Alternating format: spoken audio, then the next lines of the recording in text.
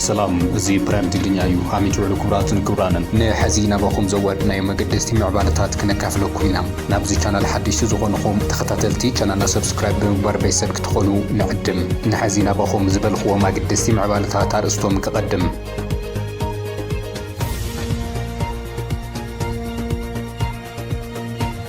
ትግራይ ኢትዮጵያን መፍራስ ቃልሲ አይተካይድን ዝበለ ጀነራል ታደሰ ወረደ ትግራይ አንጻር ገዛእቲ ተካይዶም ዝነበረት ቃልሱውን እቲ ሃገር ክተሃንጽ ዝዓለመ እዩ ነይሩ ዝበለ ኮይኑ ኣብ በዝኽሪ መበል 84 ዓመት ውዕሎ ዳልጌና ምስረታ ቀዳማይ ወያነ ተረኺቡ ኣብ ዘሕለፎ መልእኽቲ እዩ ንሱ ኣቦ ቀዳማይ ወያነ ዝነበሩ ብላታ ሃይለ ማርያም ረዳ ናይዚ ምስክር ዮም ክብል ኣጣቂስዎም ኣሎ ይኹን እምበር እዚ ታሪካዊ ኸይዲ ክኸውን እንደነይሩዎ ዝብል ክምርመራ ኣለዎ ዝበለ ኮይኑ ናብ ሕወሓት ዘቕንዕ መልእኽቲ እውን ኣለኒ ኢሉሎ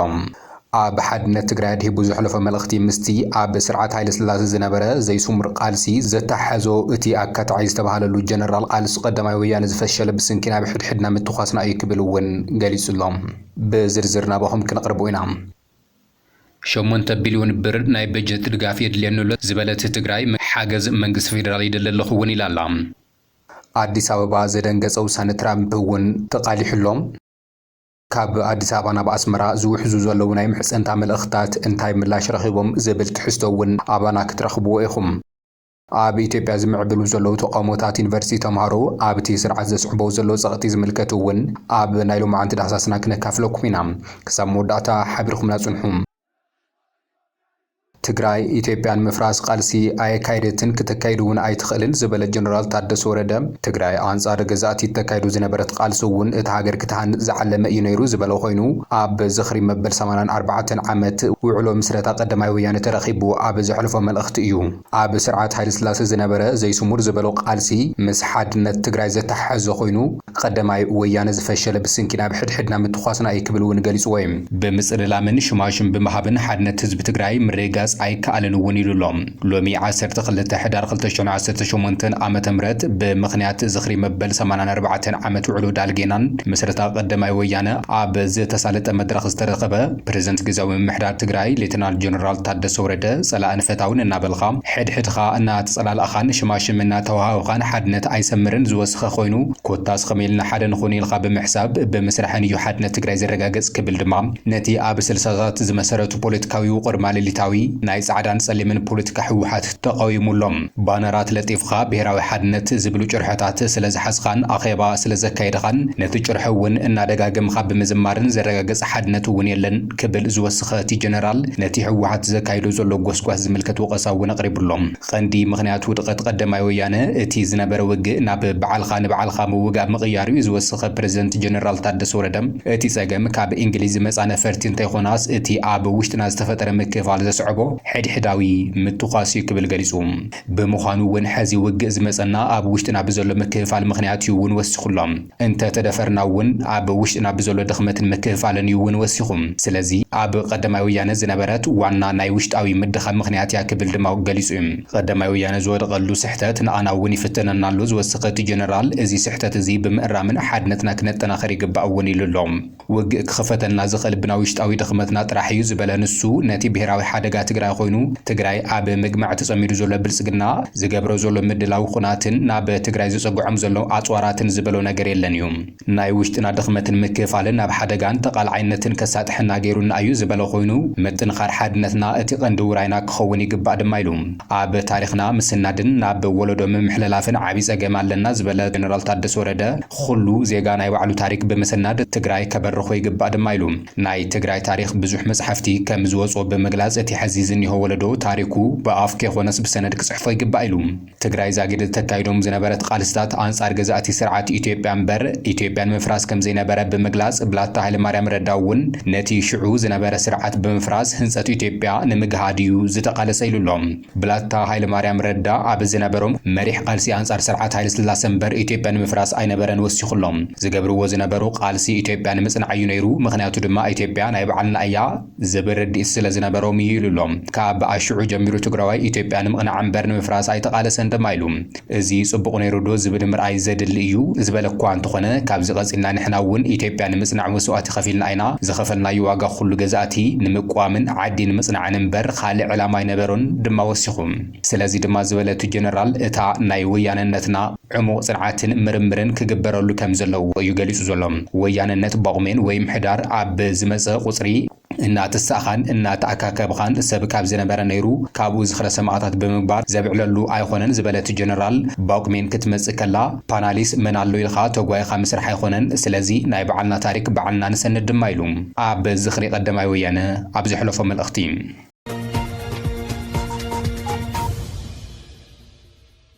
ትራምፕ አዲስ አበባ ዘደንገጸ ውሳነ ትራምፕ ኣብ ቀይሕ ባሕሪ ናይ ሓይሊ ሚዛን ዝልውጥ ዝተባሃለሉ ስጉምቲ ከም ዝወሰነ ተፈሊጡሎም ዞባ ቀይሕ ባሕሪ ብኽልተ ተጻረርቲ ሓይልታት ናይ ሓይሊ ልዕልና ንምርጋጽ ብዘካይዶ ዘለዋ ልዕልና ዝሕመስ ዘሎ ኮይኑ ኩናት ሱዳን ድማ ብኣውርኡ እቲ ንሕንሕ ከም ዘጋደዶ ዝፍለጥ እዩ ስዑድ ዓረብ ግብጺ ስርዓት ሻዕብያ ብጀነራል አልቡርሃን ዝመራሕ መንግስቲ ሱዳን ሕወሓትን ብሓደ ዘሰለፈ ሕብረት አንጻር እቲ ብኢምሬትስ ዓረብን ኢትዮጵያን ሓምዳን ዳጋሎ ሕሚትን ኣብ ሱዳን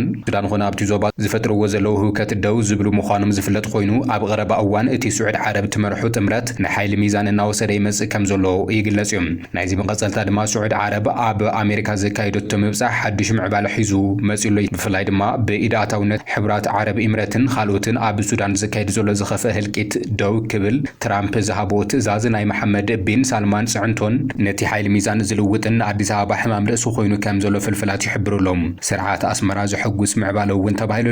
ኣብ ጫፍ በፂሑ ዝነበረ ውጥጥ ኣስመራን ኣዲስ ኣበባን ዘህዲ እዩ ዝተባሃለሉ ናይ ኣሸማግሉኒ ምህለላ ናብ ኣስመራ ይውሕዙ ከም ዘለዎ ፍልፍላት ይሕብሩሎም አብይ አሕመድ ብቐጥታ ናብ ኣስመራ ስልኪ ብምድዋል ምስ ኢሳያስ አፈወርቂ ተዘራሪቡ ዝበሉ ፍልፍላት ካብዚ ሓሊፉ እውን ሓላፊ ስልያ ኬንያ እውን ናይ አብይ ሽምግልና አጀንዳ ሒዙ ናብ ኣስመራ ከም ዝተጓዓዘ እዮም ፍልፍላት ዝሕብሩ ዘለው እዚ ምዕባለ እዚ ድማ ትራምፕ ንጉስ ስዑድ ዓረብ መሐመድ ቢን ሳልማን ኩናት ሱዳን ከብቅዕ ስልጣኑን ጽዕንቱን ተጠቒሙ ጠጠው ከብሎም ተማሕጺኑን እዩ ኢሉ ኣብ ትሩዝ ሶሻል ድሕሪ ዘካፈለ ጽሑፉ ምዃኑ ዝግለጽ ዘሎ ትራምፕ ኣብ ዘካፈለ ጽሑፉ እቲ ካብ ዓለም ዝኸፈ ግፍዕታት ይፍጸመሉ ኣሎ ዝበለ ኩናት ሱዳን ጠጠው ከብሎም መስርሕ ከም ዝጀመረ እዩ ገሊጹ ዘሎ ትራምፕ እቲ ብውክልና ግዳም ሓይልታት ኣብ መንጎ ጀነራል መሐመድ ሓምዳን ዳጋሎን ጀነራል አብደል ፈታህ አልቡርሃንን ዝካየድ ዘሎ ደማዊ ኩናት ደው ከብል ምስ ስዑድ ዓረብን ግብጽን ሕብራት ዓረብ ኢምሬትስን ክንመሃኸሪና ዝበለ ኮይኑ ህጹጽ ስጉምቲ ከም ዝወስድ እውን ገሊጹ እዩ ውሳነ ትራምፕ ስዒቡ መራሒ ሱዳን ጀነራል አብደል ፈታህ አልቡርሃን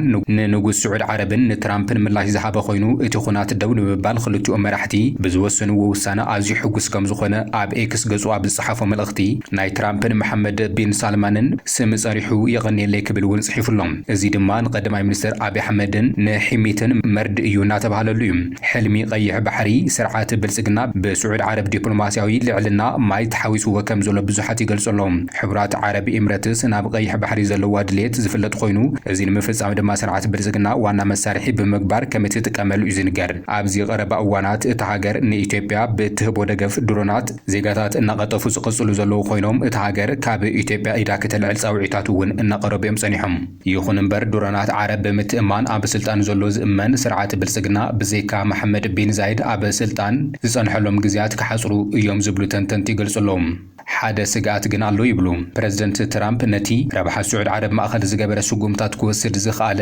ሰብኣውነት ኣገዲድዎ ዘይምዃኑ ኮታስ ትራምፕ ፖለቲካ ምስ ንግዲ ዘተሓሕዞ ምዃኑን ጽባሕ መሐመድ ቢን ዛይድ ንኣሜሪካ ኢድ ነሲኡ ናይ ዶላራት ኢንቨስትመንት እንተገይሩ እቲ ኣብ ኢትዮጵያውያን ዝበጽሕ ዘሎ ግፍዕታት ብተዘዋዋሪ ይቐጽል ኣሎ ማለት እዩ ክብሉ ድማ ሓሳቦም የካፍሉለዉ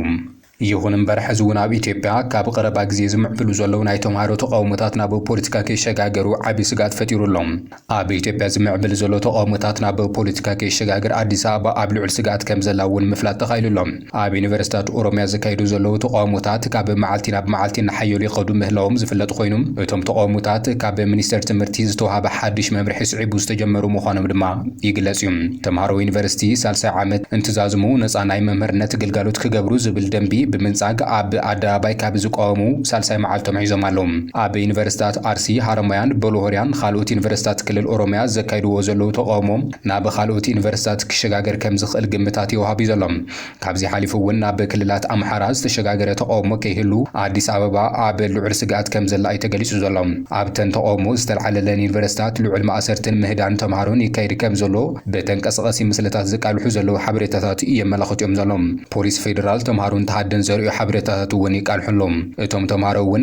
ዳውን ብርሃኑ ክብሉ ተቃውሞ ዝገለጹ ኮይኖም እቲ ተቃውሞ ናብ ፖለቲካዊ ትሕዝቶ ክቕየር ከም ዝኽእል ብዙሓት ስግኣቶም ይቕምጡሎም። ነዚ ስዒቡ ድማ ሚኒስተር ትምህርቲ ነቲ ተቃውሞ ክዓግት እዩ ዝበሎ መምርሒ ዕላው ገይሩሎም። እቲ ደንቢ ክሳብ 150,000 ብር ዝበጽሕ ቅጽዓት ከም ዝኾነ ድማ ዕላው ኮይኑሎም። ሚኒስተር ትምህርቲ እቲ ሃገር ነቲ ናይ ቅጽዓት ደንቢ ዕላዊ ዝገበሩ ኣብ ላዕለዎት ኣብያተ ትምህርቲ እቲ ሃገር ዝፍጠሩ ሃዋኺ ተግባራት ንምክልኻል ዝዓለመ ከም ዝኾነ እዩ ዝገልጽ። እቲ ደንቢ ካብ ቤት ምኽሪ ሚኒስተራት እቲ ስርዓት ተቐባልነት ክረክብ ድማ ትጽቢት ይግበረሉ እዩ። እዚ ደንቢ ጽሬት ትምህርቲ ንምርጋጽን ብቑዓት ሰብ ሞያ ንምፍጣርን ዝሕግዝ እዩ ዝተባሃለሉ ኮይኑ ኣብቲ ሃገር ዝረኣዩ ዘለዉ ስእነት ሰናይ ምምሕዳርን ኩነታት ኢሉ እውን ቁጠባዊ ቅልውላዋትን ዝቆም ዝኾነ ሰብ ክሳብ 150,000 ብር ዝበጽሕ ቅጽዓት ከም ዝብየነሉ እዩ ተፈሊጡ ዘሎ። መንግስቲ ማህያ ሰራሕተኛታት መንግስቲ ከም መሓይሽ ዘውፅኦ ደንቢ ክሳብ ሕዚ ተፈጻሚ ብዘይምዃኑን ካብዚ ሓሊፉ እውን ኣብ መላእቲ ሃገር ዘሎ ኩናት ደው ክብል ብዘይምኽኣሉ ህዝባዊ ተቃውሞ ክለዓል ይኽእል እዩ ዝብል ስግኣት እውን ንሓየለ መጺሎም።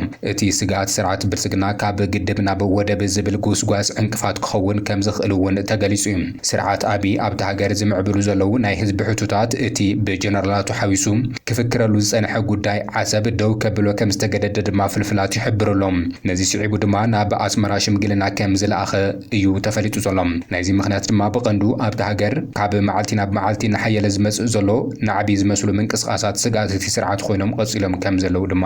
ፍልፍላት ይገልጹ። 8 ቢልዮን ብር ናይ በጀት ድጋፍ የድልየኒ ኣሎ ዝበለት ትግራይ ሓገዝ መንግስቲ ፌደራል ይደሊ ኣለኹ እውን ኢላ ኣላ። ኮሚሽን ፕላን ትግራይ ምስ ወሰኽ ማህያ ሰራሕተኛታት መንግስቲ ተኣሳሲሩ ዝሃቦ ምላሽ እውን ተቃሊሕሎም። ትግራይ ክፍተት በጀት ብር 8 ቢልዮን ኣለኒ ዝበለት ኮይና ድጋፍ መንግስቲ ፌደራል እደለለኹ ክትብል ብኮሚሽን ፕላን ያ ሓቢራ ዘላ። ኮሚሽነር ኮሚሽን ፕላን ትግራይ ሃንሳ ተኽላይ ኣብ ወሰኽ ማህያ ሰራሕተኛታት ኣመልኪታ ንቴሌቪዥን ትግራይ ኣብ ዝሃበቶ መብርሂ ከም ኣሰራርሓ መንግስቲ ፌደራል ወሰኽ ማህያ ክገብር ኣብ ፓርላማ ኣቕሪቡ እዩ ቤት ምኽሪ ሚኒስትራት ዘቲሉ ጸዲቑ እዩ ዝትግበር ዝበለት ኮይና ኣብ ክልል እውን ብተመሳሳሊ ብመንግስቲ ክጸድቕ ስለ ዝነበረው ተደራጉ እዩ ክትብል ገሊጻ። ነቲ ወሰኽ ማህያ ዝበቅዕ በጀት ኣይተመደበን ጊዜያዊ ምምሕዳር ትግራይ ድማ ህንዲ ዝኸኣለ መፍትሒ ከቐምጥ ይጽዕር ከም ዘሎ እያ ትገሊጻ ዘላ። ኣብዚ ዓመት 12 ቢልዮን ብር ከባቢ የድልየና ኣሎ። ካብ መንግስቲ ፌደራል ዝተለኣኸና ብር ድማ 4.8 ቢልዮን ከባቢ እዩ ዝበለት ኮይና ዳርጋ ናብ 8 ቢልዮን ከባቢ ሕስረት ኣለና። ነዚ ክፍተት ዝመልእ በጀት ድማ የድልየና ኣሎ ክትብል ገሊጻ። ስለዚ ድማ እንተወሓደ ናይ ክልተ ጊዜያዊ መፍትሒ ንገብር ተባሂሉ ናይ ክልተ ወርሒ ክጸድቕ ተገይሩሎ ዝበለት ኮይና ተፈጢሩ ንዘሎ ጉድለት በጀት መንግስቲ ፌደራል ፍታሕ ክገብረሉ ድማ ትግራይ ጸብዒ ተቐሪባላ። እምበኣርኸስ ክቡራትን ክቡራንን ሎሚ ናባኹም ዝሓረናዮ ምዕባለታት ነዚኦም ይመስሉ ነይሮም። ሓቢርኹምና ስለ ዝጸናሕኹም ኣዝና ነመስግን። ቻናልና ሰብስክራይብ ብምግባር ቤተሰብ ክትኾኑ ንዕድም።